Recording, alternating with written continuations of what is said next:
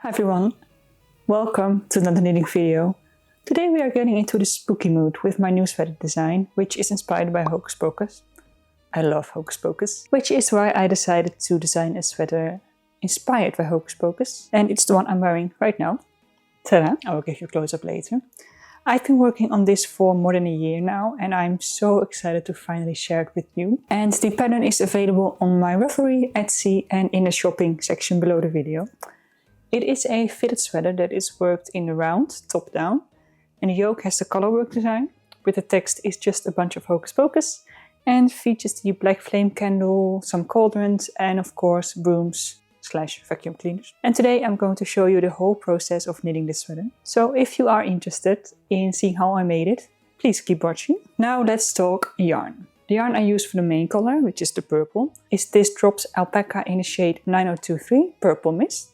And then for the contrast color I used Scheepjes Stardust in 653 Capricorn, which has some metallic thread in it, so it sparkles really prettily. And that was held together with Drops Kid Silk in 38 Chalk.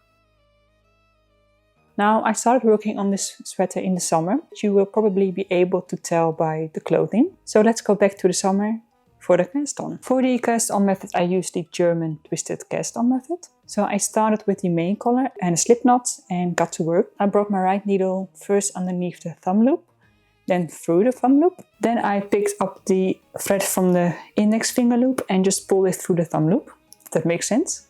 And then finally I just tightened the stitch, and that is the German twisted cast on. So I love using this for collars because it's nice and stretchy without a lot of flare. And then I joined in the round and placed a marker, M0, to mark the beginning of round.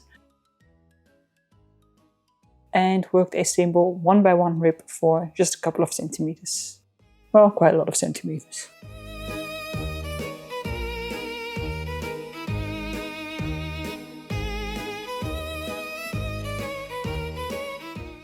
Once the collar was done, I folded the collar to the inside and worked one more round in the rib. But this time I am working the knit stitches from my needles together with the knit stitches from the cast on edge of the collar.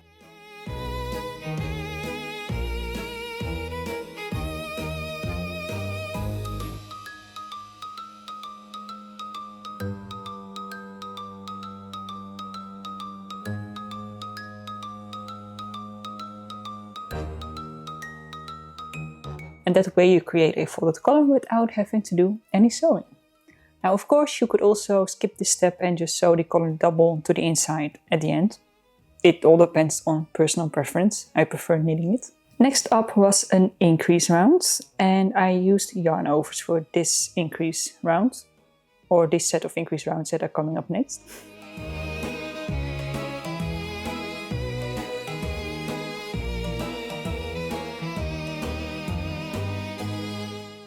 Then for the next round I switched my needles to the bigger size and I worked the yarn overs twisted to not get any holes.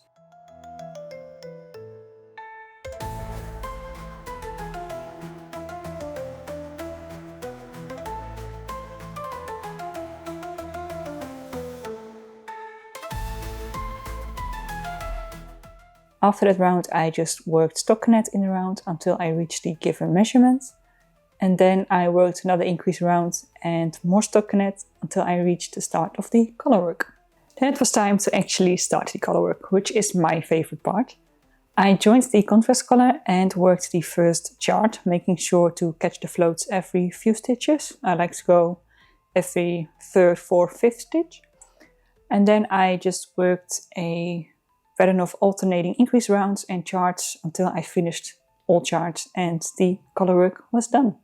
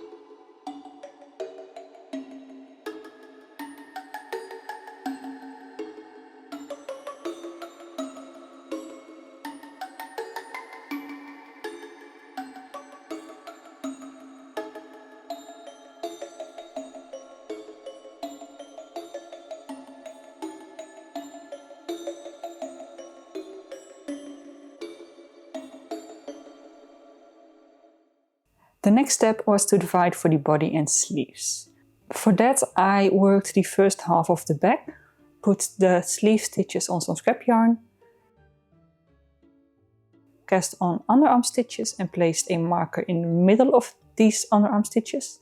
Then I worked the entire front and repeated that whole sleeve underarm thing once again, finally finishing with the second half of the back to get back to M0, the beginning of round. Then I continued working on the body in stockinette until I needed to work the first increase round. Now for the next sets of increase rounds I used make one rights and make one lefts. So I worked until there was one stitch left before the first underarm marker. I made one right, so I picked up the bar between the stitches from the back to the front and knit through the front loop. Then I worked one stitch, slipped the marker and worked one more stitch, and then I did a make one left. So this time I picked up the bar from the front to the back and knit through the back loop.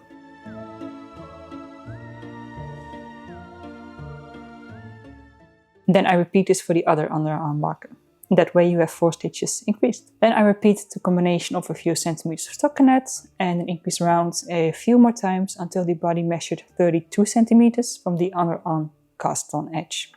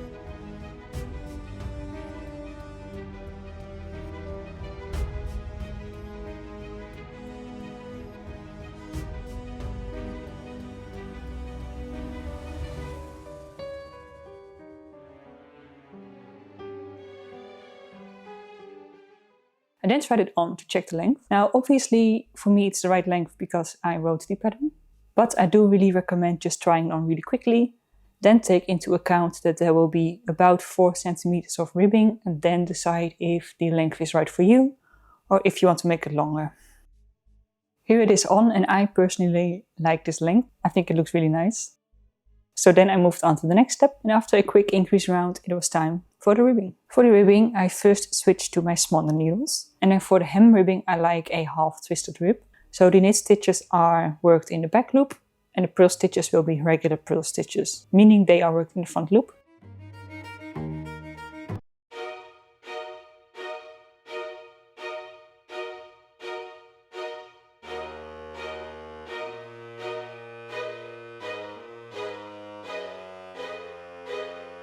Then once the ribbing is done, we can cast off, and I like to use an Italian bind off for hems like these. It just looks really nice and kind of professional. It does take forever, but I mean, it is worth it.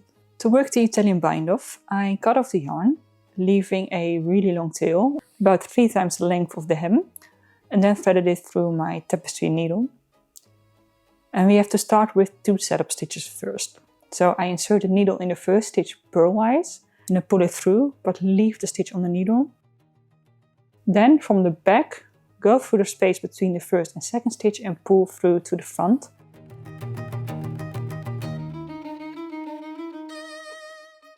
Then insert through the second stitch knitwise and pull through, again leaving the stitch on the needle.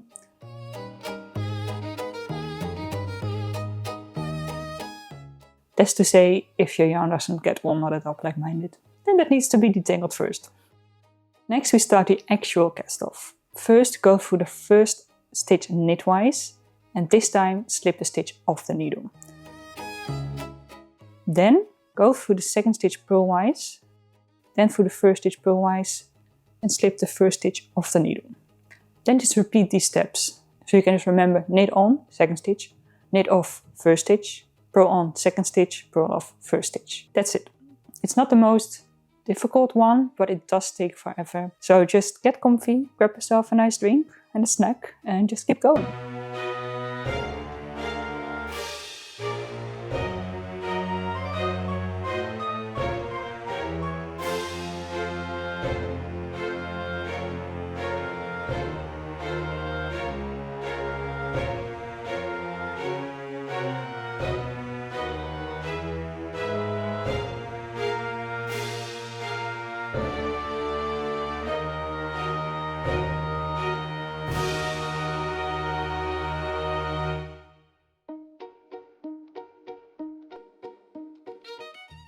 And that is the hem and the body done.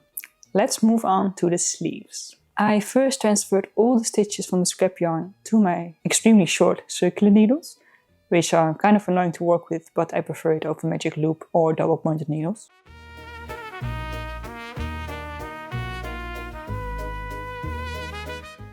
Then after that I picked up the stitches from the underarm and inserted some stitch markers. The beginning of round marker right before the underarm stitches and then another marker in the middle of the underarm stitches.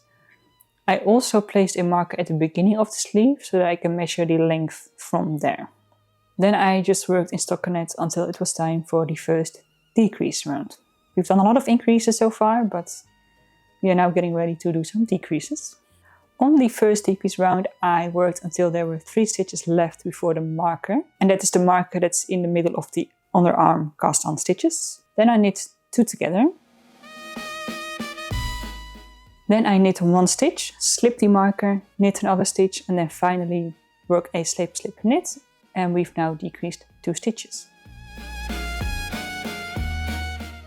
This also means that as we go along, the beginning of round marker will move closer and closer to the underarm marker. So at some point you can just remove that. It's fine. I also place a marker into the stitch before the marker to use as a measuring point for the next decrease round. Then I just repeated decrease rounds as many times as the pattern calls for, with a few centimeters of stockinette in between. And each time I place a marker so that I can measure it, hopefully correctly.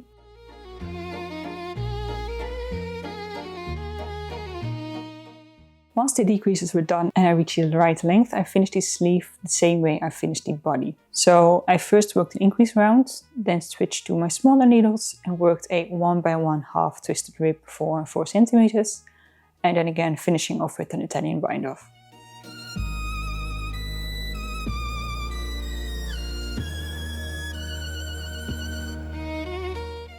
Then I worked the other sleeve the same way and ta-da! The whole sweater is now finished. I then quickly blocked it to settle the stitches and kind of loosen up the colorwork. And as a final step, I sewed in my little label, and with that we are done. Let's go to some close-up shots.